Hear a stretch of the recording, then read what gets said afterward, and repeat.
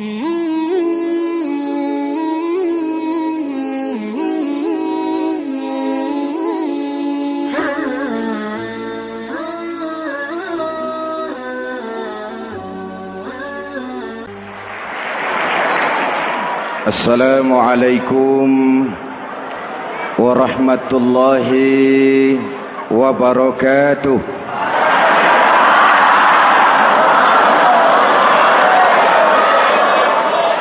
Alhamdulillahi rabbil alamin.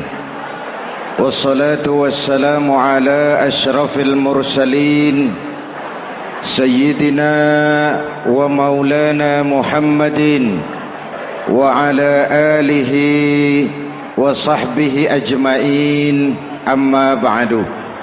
Para ulama yang saya muliakan, hadirin hadirat ma'asyiral muslimin yang saya cintai, banyak kita alami perubahan-perubahan yang terjadi, baik perubahan yang menyangkut sosial budaya, lebih-lebih yang menyangkut sosial politik. Yang tidak banyak mengalami perubahan adalah sosial ekonomi. Bahkan angka kemiskinan kita naik menjadi 3/5 dari total penduduk kita hidup di bawah garis kemiskinan, dan 20% diantaranya miskin mutlak. Perubahan-perubahan yang terjadi menyadarkan kita kepada kebenaran Al-Quran ketika Allah menyatakan wa tilkal ayyamu nudawiluha bainan nas. Hari itu kami putar di antara manusia. Ada saat datang, ada waktu pergi. Ada hari lahir, ada saat kembali, ada waktu dilantik, ada saat menyerahkan jabatan. Hari kami putar di antara manusia dan hidup cuma sekadar menunggu giliran. Soalnya kemudian di tengah perubahan-perubahan yang terjadi begitu cepat, what must we do now?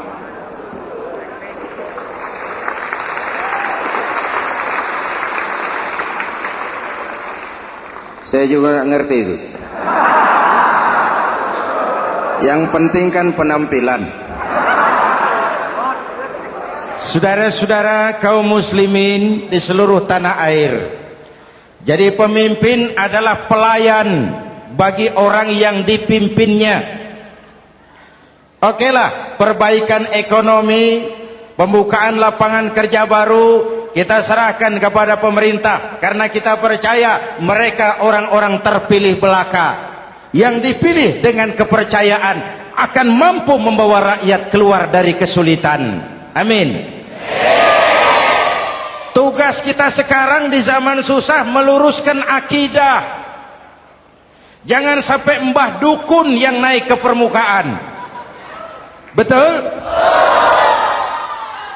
Islam misinya yang pertama membebaskan manusia dari kemusyrikan. 13 tahun Rasul berjuang di Mekah, menanamkan akidah, meluruskan keyakinan, membentuk iman. 13 tahun membebaskan manusia dari belenggu kemusyrikan. 13 tahun menanamkan la ilaha illallah Muhammadur Rasul dengan seluruh konsekuensinya. Kalau saya yakin tidak ada Tuhan selain Allah, saya tidak akan minta tolong kecuali hanya kepada Allah.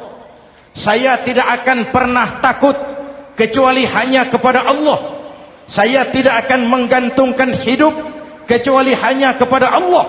Saya tidak akan minta rizki kecuali hanya kepada Allah. Saya tidak akan melarikan persoalan kecuali hanya kepada Allah. Kalau konsekuen dengan keyakinan ini, mbah dukun nggak dapat tempat.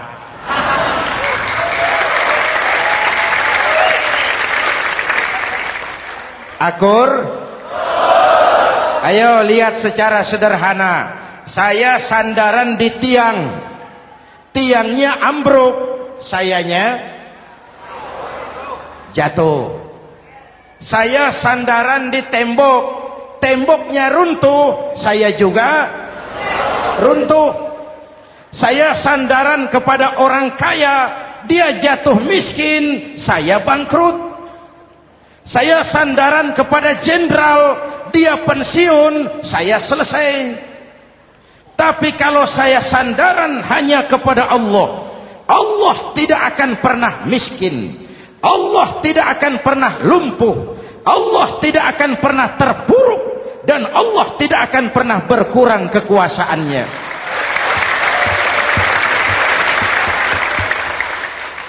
Maka umat Islam, sesulit apapun zaman yang kita hadapi, Allah juga tempat kita bersandar. Jelas? Selama ini kita iman dalam ucapan, tapi sekuler dalam perbuatan. Di masjid ada Allah, di kantor Allah tidak ada, maka korupsi merajalela.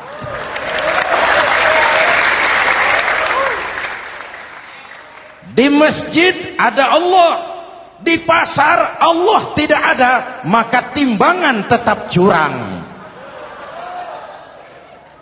Kita iman dalam ucapan, tapi sekuler dalam perbuatan.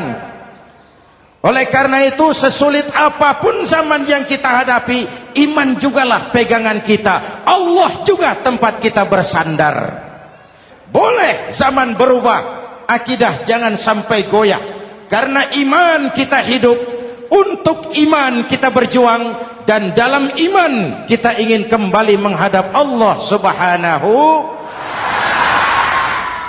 Selama ini manusia Indonesia kita lebih banyak diisi otaknya, hati sering kosong, agama dangkal, akidah rapuh, moral rendah.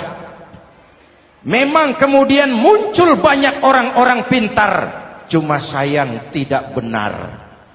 Indonesia kita bangkrut, Indonesia kita terpuruk, Indonesia kita sakit parah kalau diurus orang yang cuma pintar tapi tidak benar.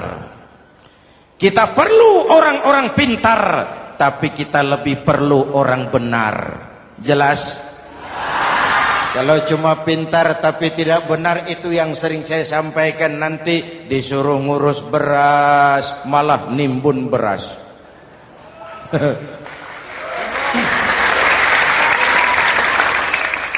Disuruh ngurus laut malah jadi bajak laut.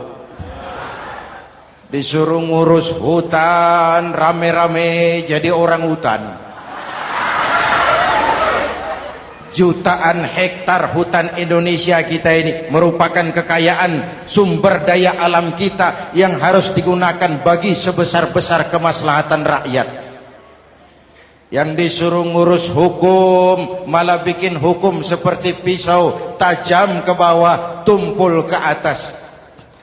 Jangan heran lalu di masyarakat muncul street justice, pengadilan jalanan, sebagai refleksi dari ketidakpuasan melihat sikap hukum yang sangat berpihak. Kalau yang kecil salah, hukum cepat-cepat ditegakkan.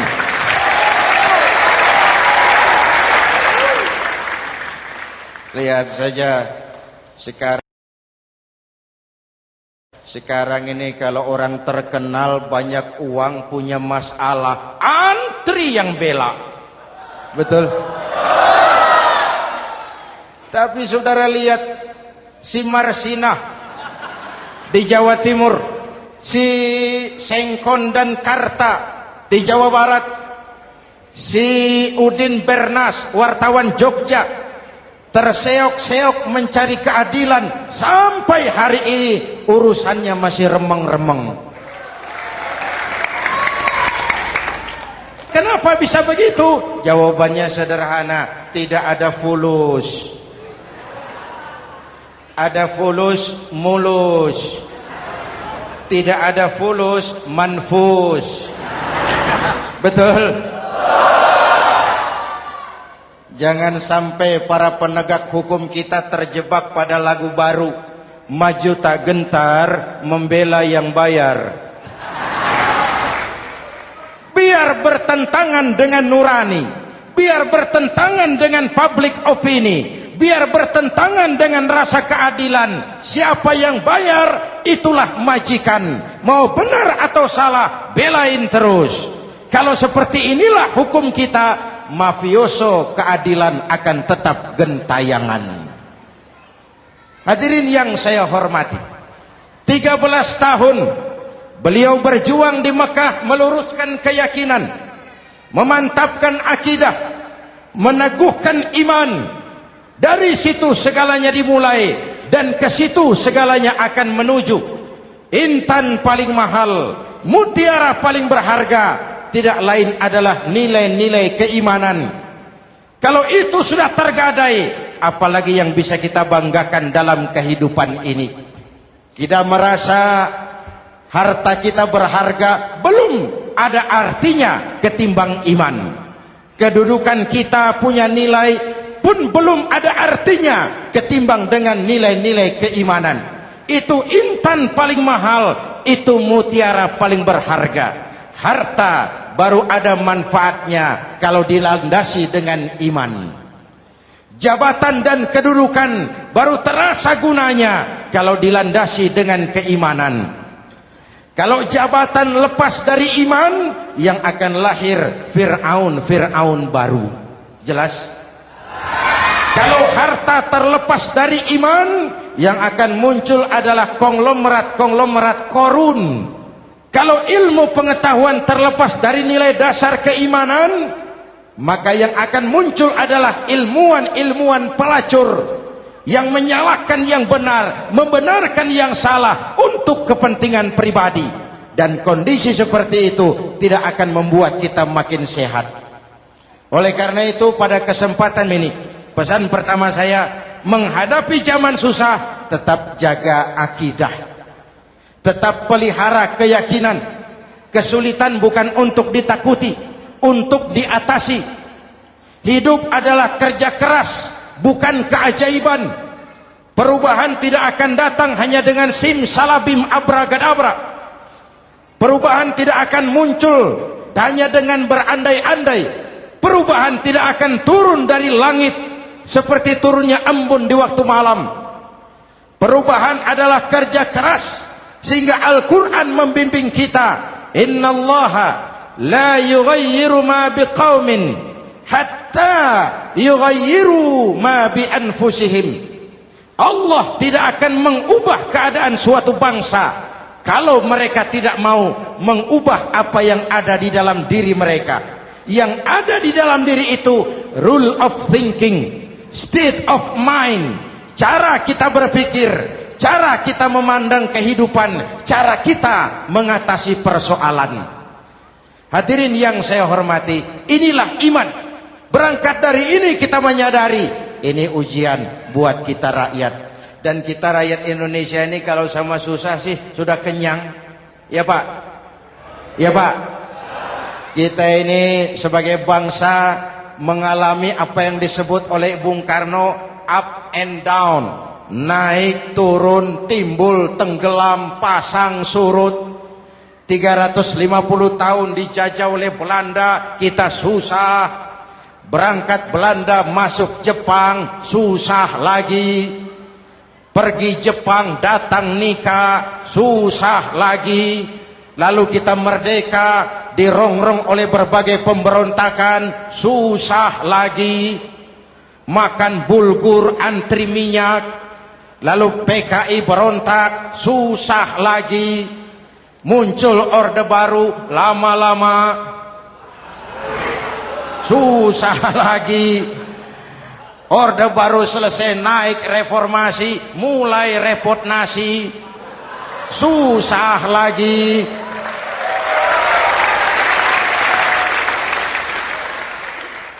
Kalau susah kita ini sudah akrab, sudah intim. Mestinya kalau sudah susah seperti itu, jangan salah sikap menyikapi kesusahan. Jangan sampai kita potong kompas, ambil jalan pintas, terjebak menghalalkan segala cara. Itu tidak akan menguntungkan, itu tidak akan menyelesaikan. Kalaupun selesai, nampaknya penyelesaian sesaat, dan penyelesaian sesaat bukan penyelesaian yang sebenarnya. Karena itu tetaplah dalam koridor keimanan. Boleh zaman berubah, akidah jangan sampai goyah. Silahkan masa berganti, tapi keyakinan jangan mati. Sekali la ilaha illallah, sampai tetes darah paling penghabisan, tetap la ilaha illallah. Sanggup? 3 orang. Sanggup? 21. Sanggup? Kalau sanggup kita harus konsekuen. Saudara-saudara di seluruh tanah air, misi yang kedua dari Islam setelah membebaskan manusia dari kemusyrikan, membebaskan manusia dari ras diskriminasi, mengikat manusia dengan tali akidah. Sebelum Islam datang, manusia dibedakan oleh warna kulit, manusia dibedakan oleh faktor keturunan, manusia dibedakan oleh faktor harta dan benda. Adalah Rasul yang mengajarkan, innallaha la yanzuru ila suwarikum wala ila amwalikum walakin yanzuru ila qulubikum wa a'malikum. Allah tidak melihat potonganmu, Allah tidak melihat hartamu. Yang Allah lihat itu adalah hatimu dan amal perbuatanmu. Jauh sebelum Amerika teriak-teriak membanggakan apa yang mereka sebut sebagai Declaration of Independence, Nabi sudah mengajarkan kepada kita semua, An-nas kulluhum li Adam wa Adam min turab, la fadla li Arabiyyin ala ujamiyyin illa bittaqwa. Seluruh manusia berasal dari Adam. Adam diciptakan dari tanah. Tidak ada kelebihan Arab dengan yang bukan Arab kecuali takwanya. Jauh sebelum Amerika mencanangkan bahwa semua manusia dilahirkan sama, that all men are created equal. Jauh sebelum itu Islam sudah membebaskan manusia dari ras diskriminasi. Apa dalam konteks kekinian? Menghadapi zaman susah, tetap jaga kerukunan. Ya Pak, ya Bu, oi Bu. Menghadapi zaman susah, tetap jaga kerukunan, baik antar umat seagama, antar umat beragama, maupun antar umat beragama dengan pemerintah.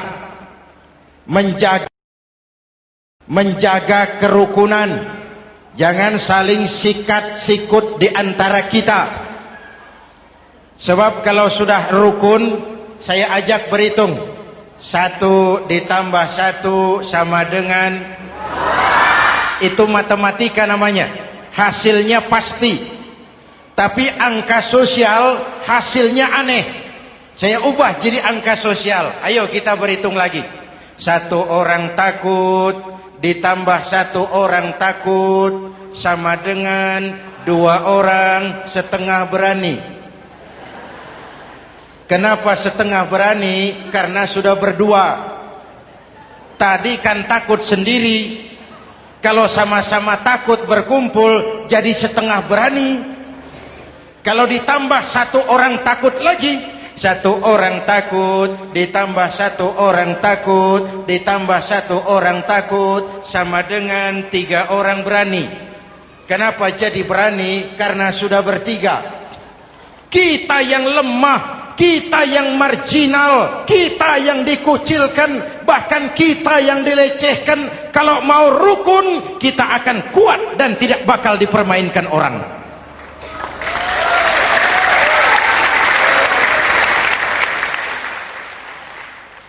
Tapi kalau rukunnya yang satu mau menikam yang lain, saya ajak berhitung lagi. Yuk berhitung yuk.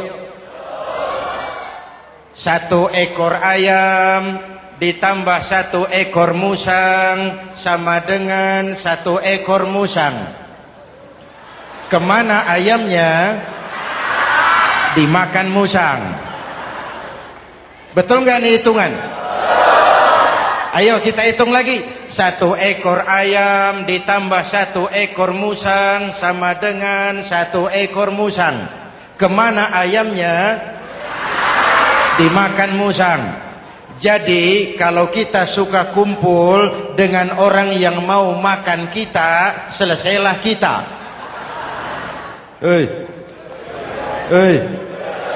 Maka kalau merasa kita ini ayam, yuk kumpul sama-sama ayam, pulang ke kandang ayam. Kalau ada ayam kumpul ke kandang musang, itu namanya ayam minum baygon. Jelas? Menjaga kerukunan. Pertama, antar umat seagama, sesama muslim harus saling menjaga, harus saling memelihara. Baik dia muslim yang jadi kapolri, baik dia muslim yang jadi kasat, baik dia muslim yang jadi pengusaha, baik dia muslim yang jadi petani, nelayan, guru, semua komit menjaga semangat kebersamaan, rukun antar umat seagama. Jelas? Jelas? Hadirin yang saya hormati, atas dasar itu saya ingatkan kembali, kita semua ingin persoalan terorisme dilepaskan kaitannya dari agama manapun.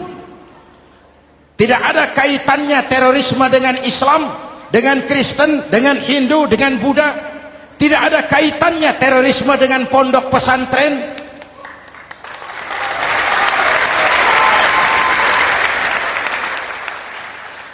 Jangan sampai pesantren jadi kambing hitam. Karena sejak zaman penjajahan, pesantren sudah terbukti memberikan kontribusi bagi perjuangan memerdekakan rakyat Indonesia. Rukun antar umat seagama. Yang kedua, rukun antar umat beragama. Islam ini rahmatan lil. Jangankan manusia walaupun berbeda agama, binatang saja dihormati. Ada hadis, fa iza zabahtum fa ahsinuz zibhata. Kalau kamu menyembelih hewan, sembelihlah dengan cara yang terbaik. Jangan menyembelih ayam dengan pisau tumpul. Itu namanya tidak berperi kebinatangan. Yang kecil lagi, saudara buka babul istinja, makruh buang air kecil di tanah yang berlubang. Sebab apa? Pertama, menjaga kesehatan. Siapa tahu di lubang yang saudara buang air kecil itu ada gas beracun. Kalau tidak, melindungi binatang yang ada di dalam lubang. Siapa tahu di lubang yang saudara buang air kecil itu ada semut sedang rapat membahas terorisme. Apa dosanya lalu mati dikencingi? Ini namanya rahmatan lis semut. Binatang saja dilindungi. Maka perbedaan agama tidak harus menyebabkan kita bertolak belakang. Perbedaan agama bukan alasan untuk saling bermusuhan. Apalagi kita sudah menyadari tentang kemajemukan kita, tentang kebinekaan kita, tentang keragaman kita. Rukun antar umat beragama. Saling menghormati, saling menghargai, tapi tetap dalam batas lakum dinukum. Lalu rukun antar umat beragama dengan pemerintah. Hadirin yang saya hormati, yang benar kita dukung, yang salah kita perbaiki dan kita tegur menurut cara-cara yang diajarkan oleh agama kita. Dan sholat berjamaah, pendidikan bernegara yang paling bagus. Tadi kita sholat ada imam, ada makmum, betul? makmum wajib ikut imam kalau imam benar sholatnya. Rakyat wajib ikut pemimpin kalau pemimpin benar mimpinnya. Masyarakat Islam ini loyal. Masyarakat Islam ini bukan pemberontak. Masyarakat Islam ini taat dan setia. Kapan? Kalau imamnya benar. Imam takbir, makmum. Imam ruku, makmum.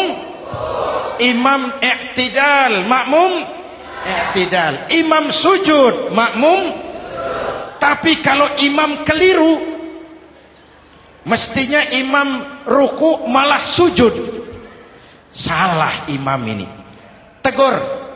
Siapa yang wajib negur? Makmum yang saf terdepan. Anggota DPR.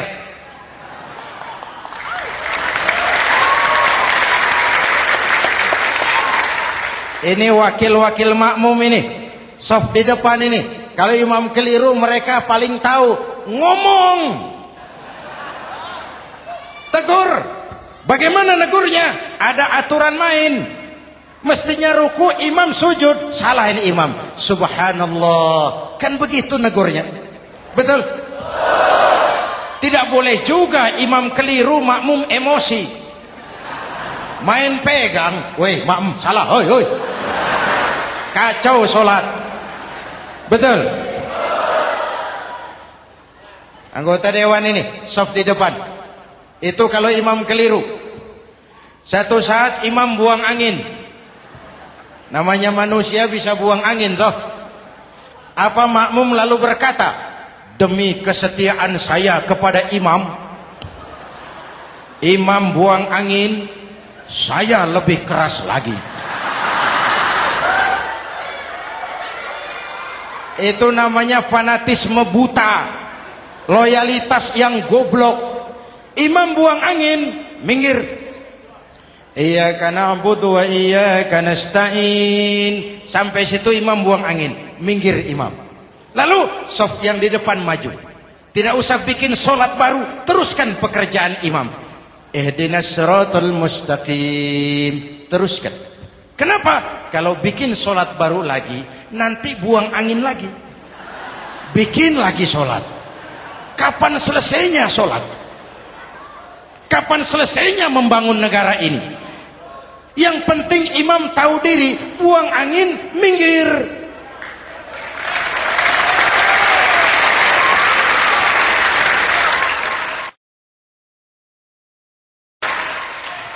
Ini kacaunya solat berjamaah kita sekarang. Kacaunya negeri kita sekarang. Banyak imam sudah buang angin, gengsi.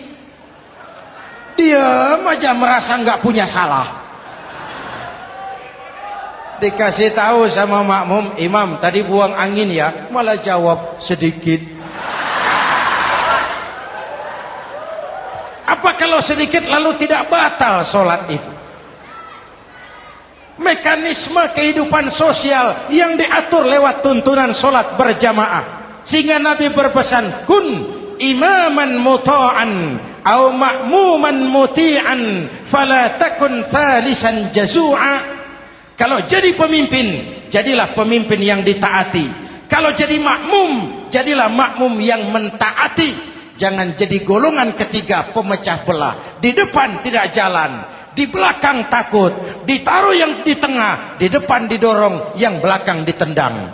Ini namanya biang kerok. Saudara-saudara, dari uraian singkat ini saya ambil beberapa catatan pokok. Pertama, kalau ada intan paling mahal, kalau ada mutiara paling berharga dalam hidup kita, itu tidak lain adalah karena keyakinan.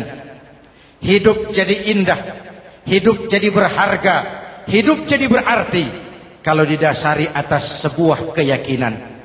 Dan keyakinan itu tidak lain adalah nilai iman kita, akidah kita kepada Allah Subhanahu wa ta'ala. Yang kedua, tetap menjaga kerukunan. Sesulit apapun zaman yang kita hadapi, kita tetap harus menjaga semangat kebersamaan.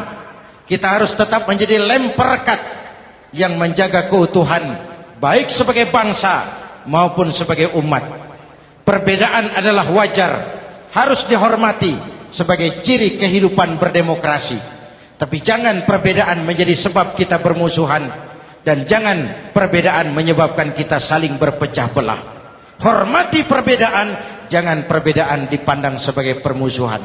Dengan akidah yang kuat dan kebersamaan yang kokoh, ayo kita hadapi kesulitan, kita atasi kesulitan, dan dengan kerja keras untuk menyongsong hari esok yang lebih pasti. Mari kita Fatihah, semoga Allah memelihara kita bangsa Indonesia. Ala hadhihi niyah wa ila hadratin Nabi. Al-Fatihah.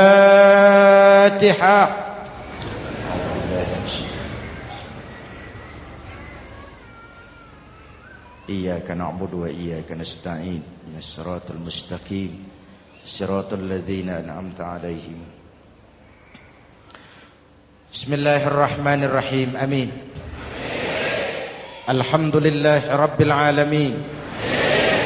Allahumma salli wa sallim mubarak ala sayyidina Muhammadin wa ala alihi wa sahbihi ajma'in. Allahumma rabbana taqabbal minna salatana wa siyamana wa qiyamana wa takhassu'ana wa ta'abbudana wa tammim taksirana ya arhamar rahimin. Allahumma aslih man fi salahihi salahul muslimin. Allahumma ahlik man fi halakihi salahul muslimin. Allahumma rabbana la tu'akhizna in nasina aw akhtana. Rabbana wa la tahmil alaina isran kama hamaltahu ala alladhina min qablina. ربنا ولا تحملنا ما لا طاقة لنا به واعف عنا واغفر لنا وارحمنا أنت مولانا فانصرنا على القوم الكافرين. اللهم اجعلنا من السعداء المقبولين ولا تجعلنا من الأشقياء المردودين. أفضل ما قلته أنا والنبيون من قبلي لا إله إلا الله.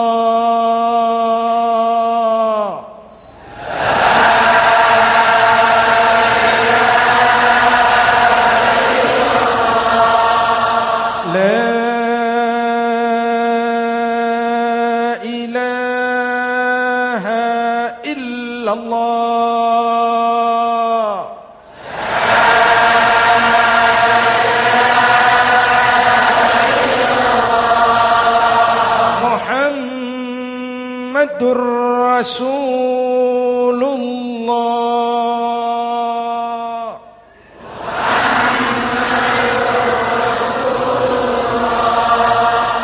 Sallallahu alaihi wa alihi wa sallam. Kalimatu haqqin 'alaiha nahya wa 'alaiha namut wa 'alaiha wa biha nub'atsu insyaallah minal aminin minal aminin minal aminin rahmatika ya arhamar rahimin.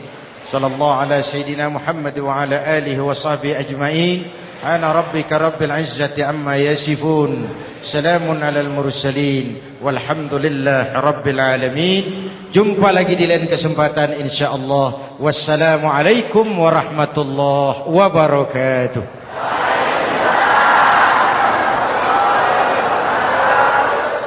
Mm-hmm.